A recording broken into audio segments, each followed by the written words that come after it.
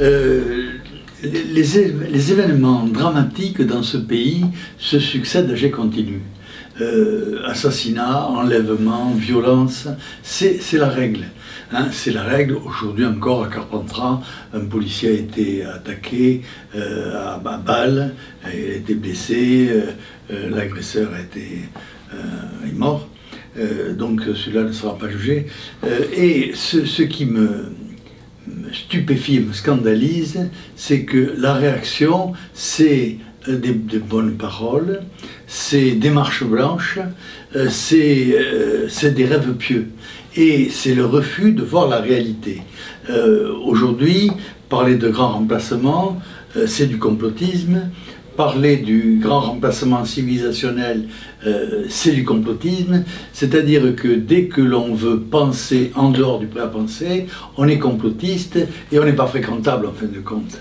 Donc la seule règle, c'est de continuer à mener une politique suicidaire qui permettra de continuer à faire des marches blanches, de continuer à avoir des ministres qui se déplacent pour dire qu'ils ne servent à rien, etc. etc. Et il est bien évident que notre civilisation et notre manière de gestion de la cité est ahurissant et que nous faisons le contraire de ce qu'il faudrait faire. Donc il faudrait d'abord que l'on puisse le dire et ensuite que les gens qui ont pour vocation de faire de la politique, c'est-à-dire de changer les choses, au lieu de mentir systématiquement, agissent. Hein, parce que les choses peuvent changer pour peu qu'il y ait une volonté forte qui l'anime. Et il faut bien reconnaître que le seul qui tient un discours cohérent, c'est Éric Zemmour. C'est pour ça que nous sommes derrière lui. Et il faudrait que nous soyons infiniment plus nombreux pour que les choses puissent changer. Concernant Éric Zemmour, il a été victime d'une attaque en Bretagne, à Brest, par des militants de gauche et Antifa.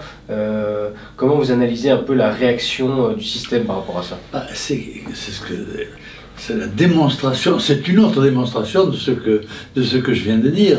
C'est que quand il y a une réaction à droite dure, eh bien aussitôt il y a violence de la part de l'État, dissolution, et quand c'est l'extrême gauche qui ne respecte pas la loi, eh bien ça reste comme ça. D'ailleurs, la soi-disant interdiction qui est faite aux militants de la terre est une aberration, puisqu'on interdit quelque chose qui n'existe pas. Hein, cette association n'existe pas. Comment peut-on l'interdire? La seule manière de l'interdire, c'est de mettre en prison les gens qui se revendiquent de cela. C'est pas demain que ce sera fait.